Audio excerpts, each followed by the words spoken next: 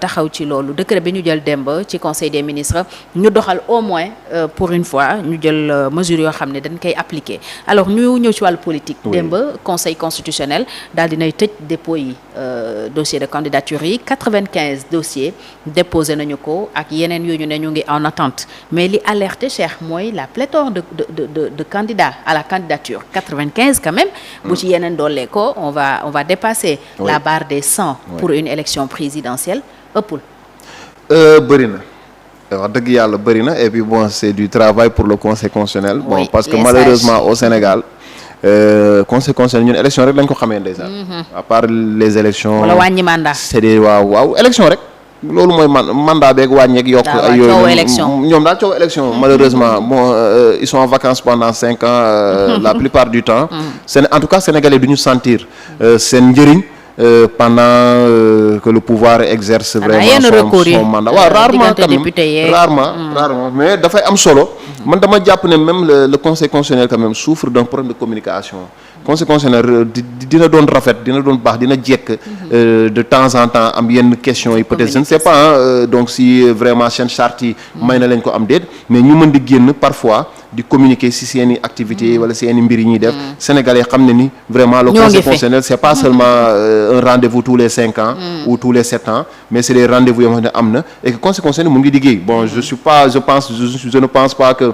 pendant 5 ans ils sont en vacances certainement il y a d'autres élections aussi certainement pas oui mais bon mais après les élections c'est un moment après c'est fini quoi si on organise 1 ou 2 ou 3 élections sur 7 ans après c'est fini donc du coup sur 5 ans c'est fini après qu'est-ce qu'ils font de leur temps donc yooyu tamit dafa baax tamit ñu xamal sénégalais yi ñoom si lan lañ nekk ba nga xam ne sénégalais dinañ gën a fullaal aussi seen liggéey xam ne kat le conseil constitutionnel est là n'est pas là seulement pour les élections am na yeneen i mbir yoo xamante ni mu ngi koy gérer et cetera sénégalais mën si gën léegi nag pléthore de candidats de dossiers yi ñu déposé au niveau du conseil constitutionnel bon ba léegi on est dans une suite logique parce que bu ñu gisee plus de 200 et quelques 66 voilà 266 n'est-ce pas fiches yu ñu retiré ñu gis 93 ou je sais pas 95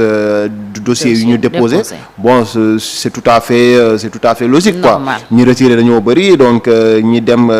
ñi déposé aussi forcément dina xaw a bëri heureusement que les 266 n'ont pas déposé am na ñu déposé mais léegi nag man bon comment le conseil constitutionnel va gérer tout ça bon en tout cas il y a les doublons aussi oui nga xam ne dina éliminer ñu bëree bëri à coup sûr il y aura des doublons mais heureusement comme quand même dina am doublon mais dina tamit tane parce que lu tax ma wax loolu comme il y a des grands partis qui n'ont pas opté pour le parrainage citoyen même si bon ils ont collecté des parrainages en l'occurrence Benno Bokk Yaakaar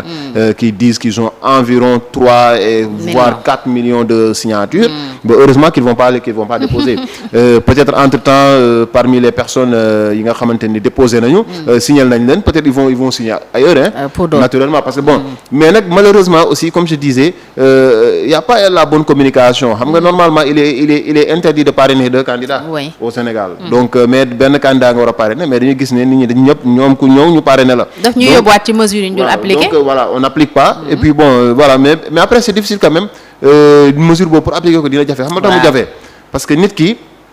le système il y a pas un système qui existe qui est contraignant pour empêcher à la personne de parrainer 2 candidats tey parrainage bi signature la c'est fait à la main et cetera donc imagine-toi bon man damay signer fii dem feneen signer feneen donc joxe sama numéro carte d'identité mais tey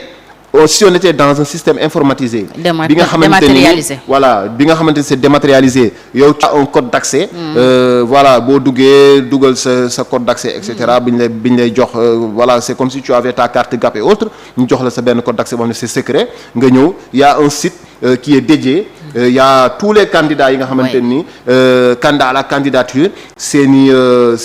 numéro mu ngi foofu ak seeni tour et cetera wala seeni nataal da ngay ñëw toog si machine nga tapé donc dugal sa code ñu laaj la ne la kan ngay parrainel nga ne Benno wala nga ne Sonko 2024 wala nga ne Mimi 2024 wala nga ne Bougane 2024 nga tànn kenn ne man de kii laa parrainé mais soo parrainé ba pare ba validé y a plus moyen mënatoo parrainer ça veut dire boo duggaatee rek ne da ngay parrainer rek machine bi da lay ne non parrainé nga ba pare donc on aurait facilité même le travail ñu bëri ñu doon wax ne techniquement le Sénégal n'est pas prêt bokk na ci li ñu Non, doon on n'est wax. pas Je me prêt. rappelle bi ñuy Non, doog a yëkkati coow parrainage ñu bëri dañ doon ne techniquement le Sénégal n'est pas prêt à aller vers le ba pare parrainage. dañu ne normalement ku def parrainage ku parrainer ñaari candidat da ngay encourir une Sanction. peine une peine de prison. Mais bon loolu nan nga ko mën a attends, on va pas prendre 400 000 Sénégalais qui ont parrainé 2 candidats c'est bonne prison nga leen qui yóbbu. plus est cher ñoom ñooy jënd parrain yi. Voilà donc foo jëm ak fan Dañuy nga leen jënd yóbbu. signature et les hommes politiques. Donc c'est un problème. Mais j'aurais quand même man je suis fan n'est-ce pas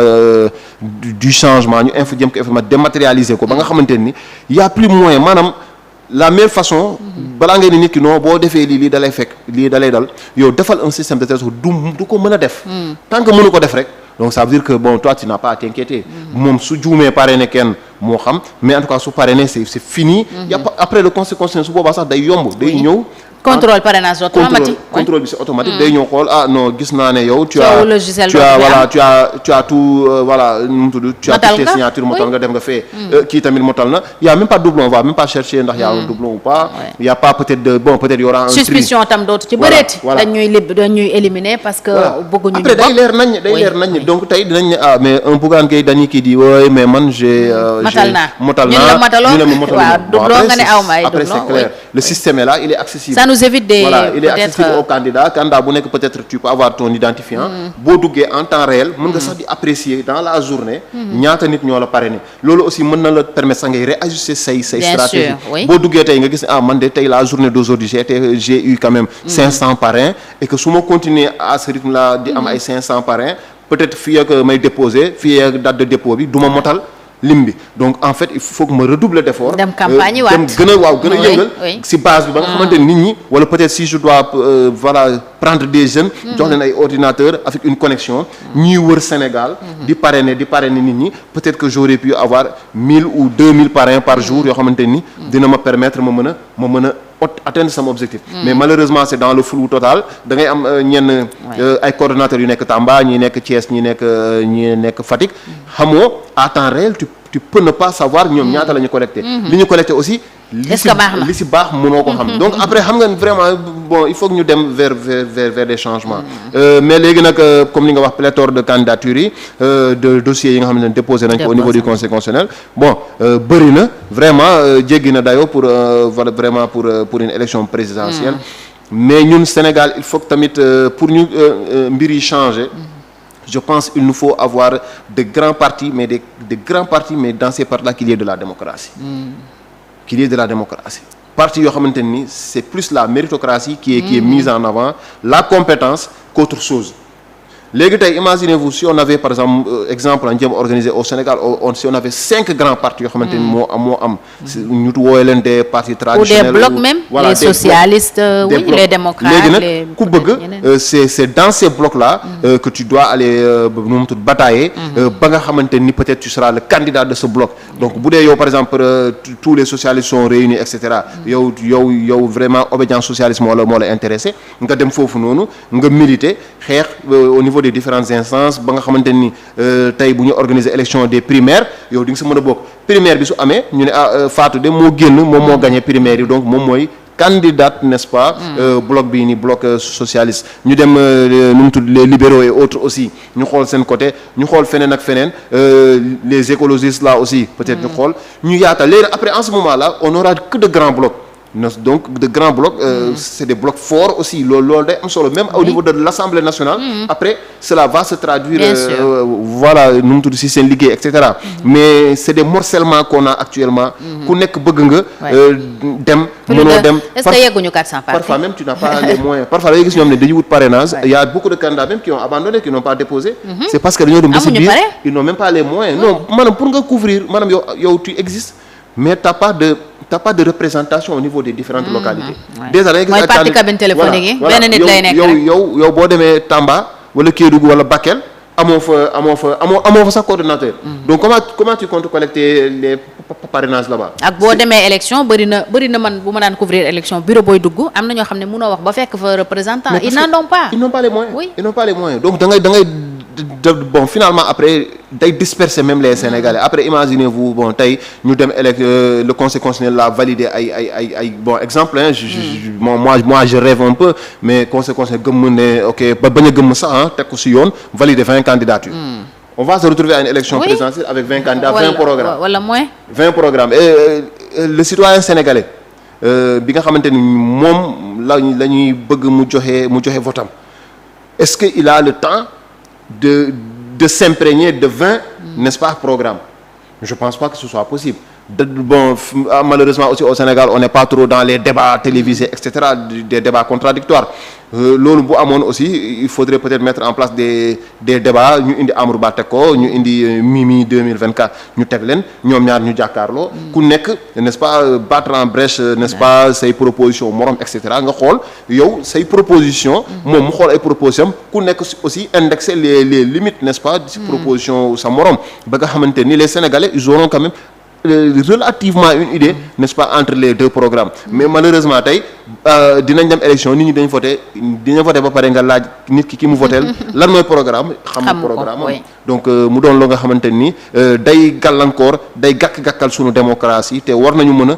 jëm si yeneen i lendemain yi nga xamante ni moo gën a rayonnant au niveau de la démocratie sénégalaise mi nga xamante ni ñun on ne tarit pas d'éloge fu ñu dem ne démocratie sénégalaise c'est une grande démocratie c'est une démocratie majeure mais aussi quelque part dafa am ay manquements yoo xamante ni am na si sunu système te dañ ko war a jooyanti ba nga xamante ni les Sénégalais pourront se retrouver